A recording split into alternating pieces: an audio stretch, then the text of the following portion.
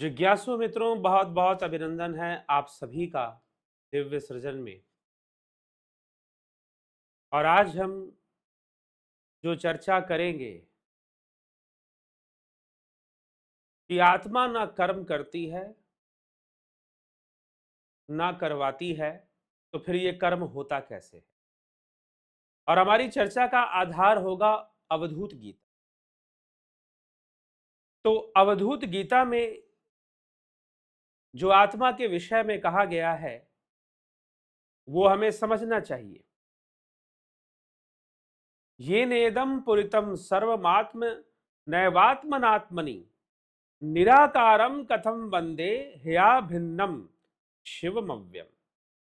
यह संपूर्ण दृश्यमान जगत जिस आत्मा द्वारा आत्मा से आत्मा में ही पूर्ण हो रहा है, अर्थात इसकी पूर्णता आत्मा में है, दृश्य में नहीं है। संसार की पूर्णता आत्मा में है, दृश्य में नहीं है। उस निराकार ब्रह्म को मैं किस प्रकार वंदन करूं, क्योंकि वह जीव से अभिन्न कल्याण स्वरूप अव्यय है।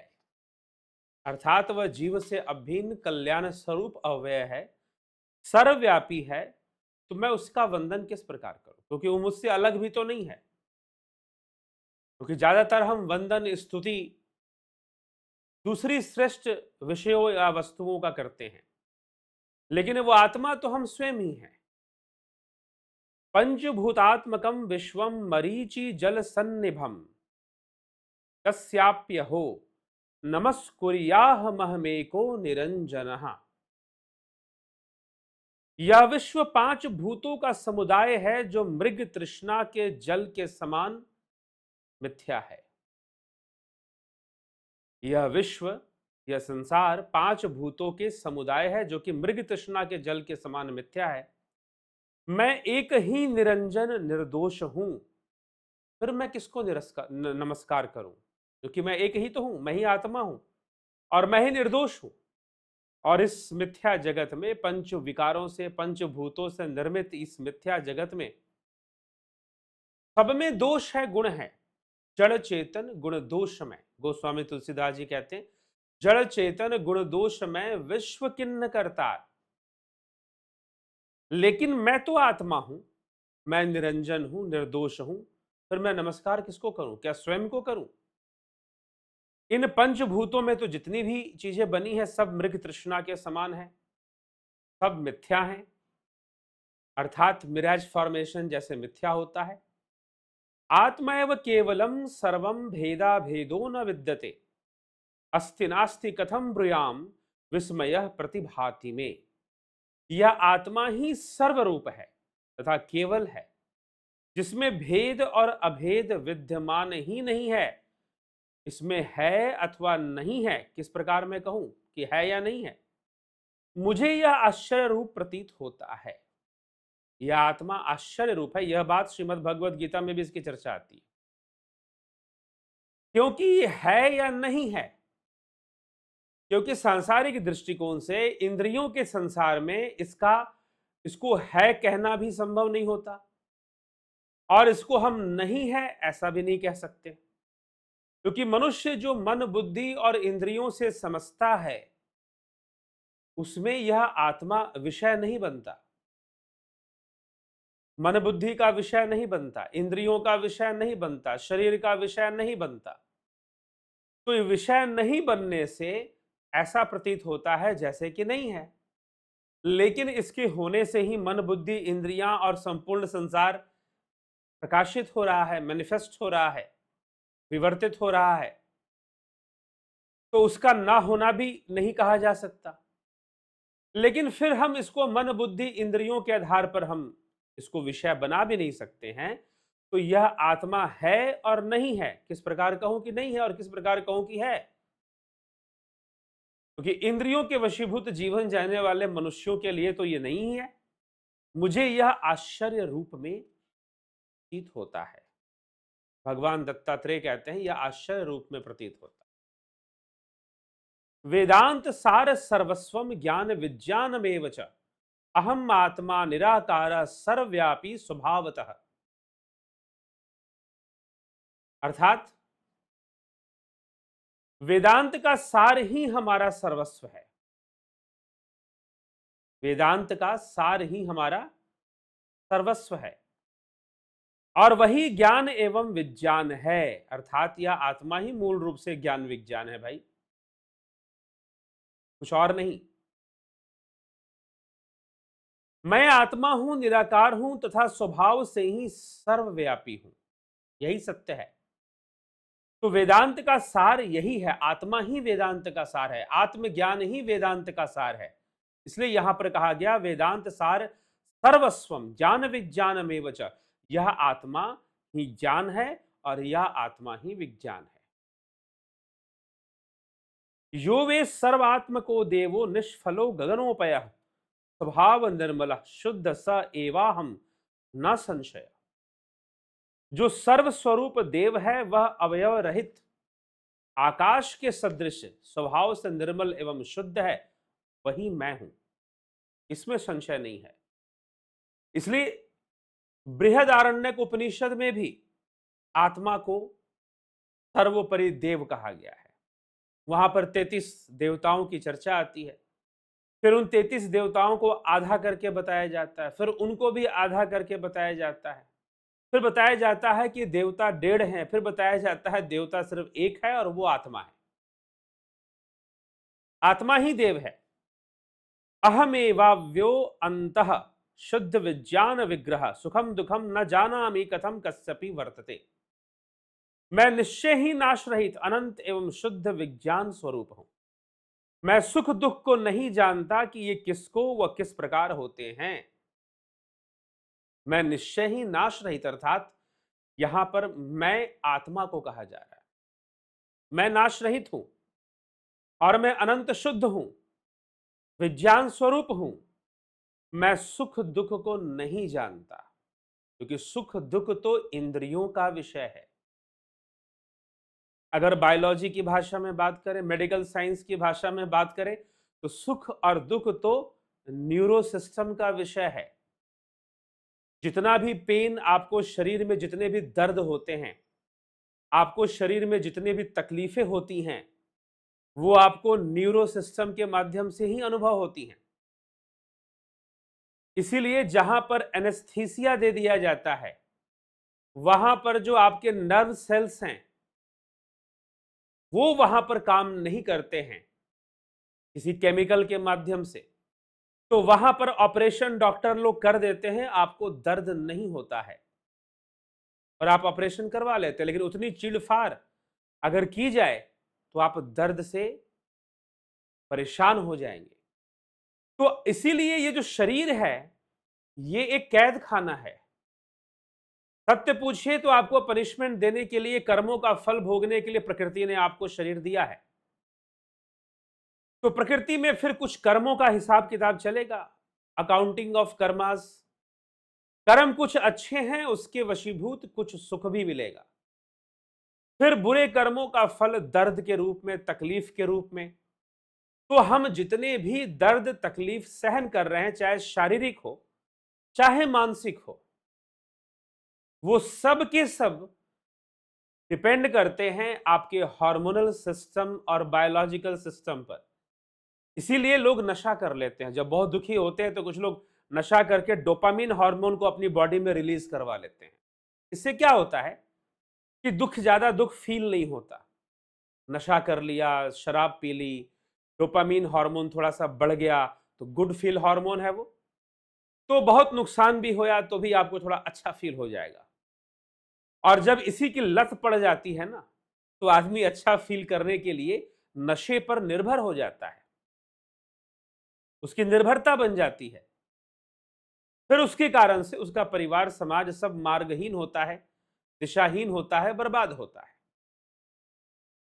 तो इसीलिए मैं आत्मा हूं, मैं या इंद्रिय, जितने भी सुख दुख पैदा हो रहे हैं वह इंद्रियों के वशीभूत हो रहे हैं, सेंसरी सिस्टम के वशीभूत हो रहे हैं। अब ये जो बात अवधूत गीता में कही जा रही है, इस बात का हम साइंटिफिक प्लेटफॉर्म, साइंटिफिक मैचिंग भी उपलब्ध है कि जी हां, जो प्योर कॉन्शियसनेस है, जो आत्मा है, वो वास्तव में इन्वॉल्व नहीं है, भले ही वो इन सब चीजों को अपना बेस दे रही है, अपना आधार दे रही है, लेकिन फिर भी वो इसमें इन्वॉल्व नहीं है। इसलिए जड़ चेतना में डोलता, चेतना जड़ के भीतर नहीं है, बल्कि जड़ इस चेतना में डोलता है, अर्थात सारी चेतना के सिस्टम में वो रहता है, चेतना से परे नहीं है। इसलिए मैं निश्चय ही नाश रहित हूं, अर्थात वह चैतन्य नाश रहित है, मैं, मेरी आत्मा नाश रहित है, अनंत एवं शुद्ध विज्ञान स्वरूप है। मैं सुख दुख को नहीं जानता। सुख दुख को जो मिलने वाली जो अनुभूतियां हैं, वह जीव ही भोग रहा है, शरीर ही भोग रहा है, शरीर में ही बन रहे हैं और बिगड़ रहे हैं through sensory system, neuro system, ये सारी चीजें हो रही हैं। लेकिन जो आत्मा है वह इन सब से परे शुद्ध चैतन्य है। इसलिए ध्यान में एक ऐसी अवस्था होती है योगियों की, जहां पर वो इंद्रियों से अपने आप को ऐसा सेपरेट कर लेते हैं। और ऐसी बात नहीं कि यह अनुभव नहीं हो सकता। जो लोग ध्यान योग करते हैं,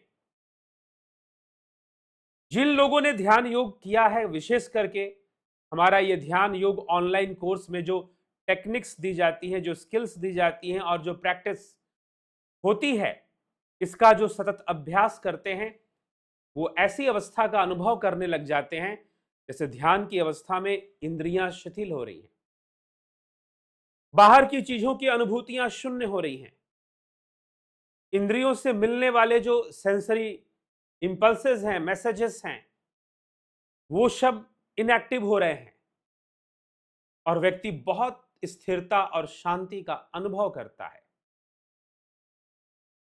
तो ध्यान में योगी ऐसा कर देते हैं कि उनको शरीर में होने वाली चीजें पता ही नहीं चलती, क्योंकि वो एक ऐसी अवस्था में चेतना के चले जाते हैं।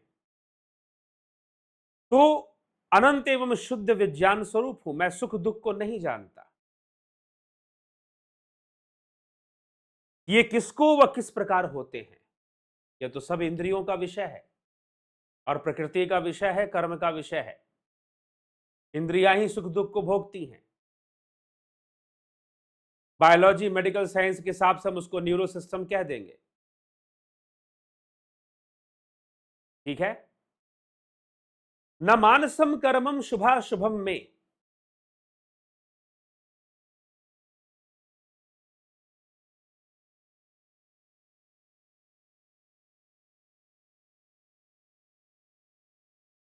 न मानसम कर्मम शुभा शुभम में, न कायिकम कर्मम शुभा शुभम में, न वाचिकम कर्मम शुभम शुभा में।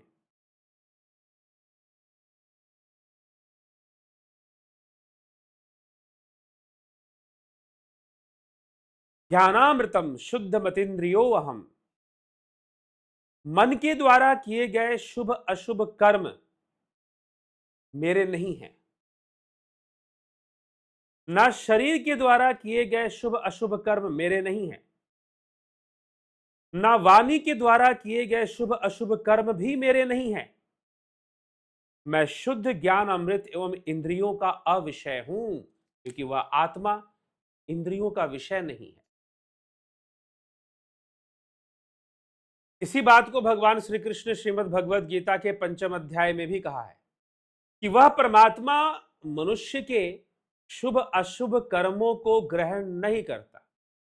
तुम पाप करते हो, इसी संसार में तुम्हारे पाप का फल मिलेगा। तुम पुण्य करते हो, इसी संसार में तुम्हारे पुण्य का फल मिलेगा। इसमें परमात्मा इन्वॉल्व नहीं होता। श्रीमद् भगवद गीता इसका प्रमाण है।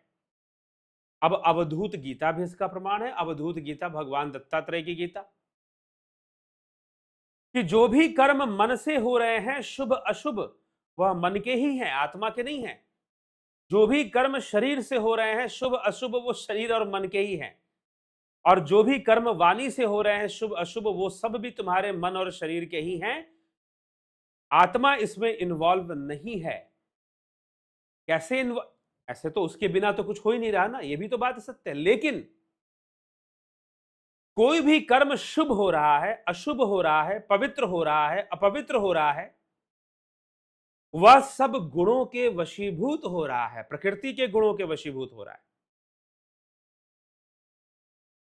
आत्मा ना शुभ कर्म के लिए जिम्मेदार है ना अशुभ कर्म के लिए, उसकी जिम्मेदारी नहीं है, भले ही उसका आधार है, क्योंकि वो अधिष्ठाता है, वो अध्यक्ष है, लेकिन वो आपसे प्रकृति को प्रेरित कर रहा है। लेकिन तमोगुनी कर्म होगा, रजोगुनी कर्म होगा, सतोगुनी कर्म होगा, यह तो प्रकृति के गुणों का ही विषय है भाई। जिस गुण की वृद्धि आपके भीतर होगी वैसा ही कर्म होगा। आपके भीतर रजोगुण की वृद्धि होगी तो रजोगुनी कर्म होगा, आपके भीतर तमोगुण की वृद्धि होगी तमोगुनी कर्म होगा, आपके भीतर सतोगुण की वृद्धि होगी सतोगुनी कर्म होगा। फिर सुख दुख भी आपको उसी प्रकार से कर्म का परिणाम मिलेगा। यहां पर भगवान नहीं आते तुमको सुख दुख देने के लिए, जैसे कि कहते हो ना कि भाई इतना जीवन में दुख आ गया, भाई हमने कौन सी गलती की थी कि भगवान ने हमें इतना दुख दे दिया। अरे भगवान ना सुख देते हैं ना दुख देते हैं, यह सब तुम्हारे और हमारे कर्मों का परिणाम मात्र ही होता है, और ना ही वो तुम्हारे शुभ अशुभ कर्मों को ग्रहण करते हैं, उसका भी हिसाब किताब प्रकृति ही करती है। इसलिए गीता में, श्रीमद् भगवत गीता में साफ साफ स्पष्ट शब्दों में इस विषय को कह दिया गया कि परमात्मा तुम्हारे शुभ अशुभ कर्मों को ग्रहण नहीं करता। तुम्हें अच्छे कर्म करने हैं इसलिए नहीं कि परमात्मा खुश हो जाएगा, बल्कि तुम्हें अपने अच्छे कर्मों का परिणाम शुभ मिलेगा। और तुम तो भगवान से माफी मांग लेते हो, चर्च में जाकर लोग कन्फेशन दे देते हैं और मानते हैं कि हम तो क्रिश्चियन हैं, हमने ऐसे गलती की और जाके फादर के कान में बोल दिया तो सब ठीक हो जाएगा, अब हम पाप से बच जाएंगे। लेकिन प्रकृति तुम्हारी इस भाषा को नहीं समझती है, क्योंकि प्रकृति, उसका नाम ही प्रकृति है, कृति प्रकृति, उसका नाम ही प्रकृति है। वह जो है आपको फल देगी ही देगी। वो कन्फेशन करने से वो नहीं मानने वाली है, वो क्रूर है और वो अत्यंत दयालु भी है। जिनके कर्मों की पूंजी अच्छी है, शुभ है, उनके लिए वो अत्यंत दयालु है, और जिनके अशुभ कर्म है उनके लिए वो क्रूर भी हो जाती है। तो इसीलिए वो कर्मों का फल लाकर आपके सामने प्रस्तुत कर देगी, लेकिन वो आत्मा इन सब प्रक्रियाओं से निर्लिप्त ही है। इसीलिए आत्मा कर्म नहीं करती, ना कर्म करवाती है। तो फिर ये कर्म कौन करता है और कौन करवाता है? तो प्रकृति के गुण ही कर्म करवाते हैं। प्रकृति के गुणों के समीकरण से ही कर्म उत्पन्न होते हैं। समीकरण कहने का मतलब सतोगुण, रजोगुण, तमोगुण का जो समीकरण बनेगा, हमेशा एक जैसा नहीं बनेगा। अब मान लीजिए 3 रंग हैं, तो हमेशा एक जैसे, उन तीनों को मिलाओगे तो हमेशा एक जैसा रंग नहीं निकलेगा ना, अलग अलग निकलेगा रंग। तो उसी तरह से उनका जैसा समीकरण बनेगा, कभी तमोगुण बढ़ गया, रजोगुण थोड़ा कम, सतोगुण उससे भी कम हो गया, तो व्यक्ति पाप में लिप्त हो सकता है, पाप कर्म कर सकता है। कभी सतोगुण बढ़ गया, सतोगुण से रजोगुण थोड़ा कम, फिर तमोगुण और कम, या फिर सतोगुण से तमोगुण थोड़ा कम, रजोगुण सबसे कम हो गया।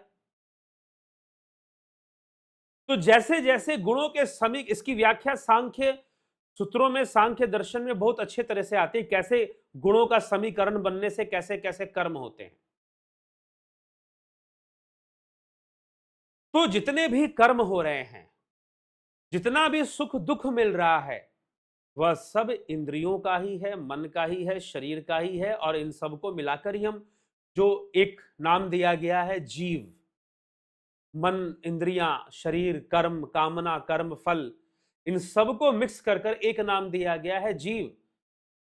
उसे आदि गुरु शंकराचार्य फिर सूक्ष्म शरीर भी कहते हैं कि कर्म, कामनाएं, अंतःकरण, पंचभूत, पंच ज्ञानेन्द्रियां, कर्मेंद्रियां, इन सबको मिलाकर वो सूक्ष्म शरीर एक नाम देते हैं। लिंग शरीर भी उसे कहते हैं, क्योंकि उसके होने से ही जीव का होना प्रमाणित होता है, इसलिए चिन्हित होता है। जीव के लक्षण तभी दिखाई देते हैं जब सूक्ष्म शरीर विद्यमान होगा। इसलिए उसे लिंग शरीर भी कहा गया। लिंग का मतलब चिन्हित होना, लक्षण दिखाई देना। तो यह जो सूक्ष्म शरीर है और यह स्थूल शरीर है, दोनों मिलकर अपना कर्म करते हैं। स्थूल शरीर के माध्यम से ही सुखी दुखी होते हैं। दर्द होता है, चोट लगती है, तो फिर दिमाग तक मैसेज जाता रहता है कि भाई दर्द, चोट लगी है, दर्द हो रहा है, ठीक है, तो दर्द महसूस होता रहता है। तो इस तरह से ये चीजें चलती हैं, उसमें हमारा न्यूरो सिस्टम फिर इन्वॉल्व हो जाता है। तो सब कुछ प्रकृति के सिस्टम में अपने आप ये घटित हो रहा है, आत्मा इसमें संलग्न नहीं है, भले ही वो सारी चीजों को होने का आधार वही दे रहा है, लेकिन फिर भी जो घटनाएं घट रही हैं वो प्रकृति के वशीभूत घट रही हैं, प्रकृति के गुणों के वशीभूत घट रही हैं। तो ये हमें समझना है। जैसे बिजली एसी में भी है, बिजली पंखे में भी है, बिजली हीटर में भी है, बिजली फ्रिज में भी है, बिजली जो है आपको आजकल बिजली से ट्रेन चल रहे हैं, इलेक्ट्रिक व्हीकल्स चल रही हैं। तो बिजली बस प्रेरित कर रहा है, वो जो मशीन सिस्टम बना हुआ है वो काम करता है। वैसे ही प्रकृति का अपना सिस्टम काम करता है, उसका आधार आत्मा ही होता है, लेकिन आत्मा स्वयं निर्लिप्त होता है, शुद्ध होता है। मैं निश्चय ही नाश रहित अनंत एवं शुद्ध विज्ञान स्वरूप हूं। मैं सुख दुख को नहीं जानता कि ये किसको व किस प्रकार होते हैं। तो अवधूत गीता में ये 8वें श्लोक तक इस प्रकार से बातें समझाई गई है। तो आप समझना चाहते हैं इसको, प्रैक्टिकल वे में भी हम समझना चाहते हैं, तो मुझे लगता है ध्यान योग का कोर्स करना चाहिए, जो प्रैक्टिकल तरीके से इन सब चीजों को रियलाइज भी करना चाहते हैं। ध्यान का नियमित अभ्यास हमारी बहुत सहायता करता है, इसलिए ऑनलाइन कोर्सेज चलते हैं। मेडिटेशन ध्यान योग का कोर्स के साथ प्राकृतिक चिकित्सा का भी ऑनलाइन कोर्स है, स्वर योग भी है, विश्व सनातन दर्शन है, पैरानॉर्मल साइंस सॉल्यूशंस के ऊपर भी कोर्स चल रहे हैं। आप इन सब चीजों का लाभ उठा सकते हैं। ध्यान योग जरूर करिए इन सब चीजों को समझने के। चलिए, इसी के साथ हम जो है आज के विचारों को यहां विराम देते हैं। बहुत बहुत आभार आप सभी का। ओम तत्सत।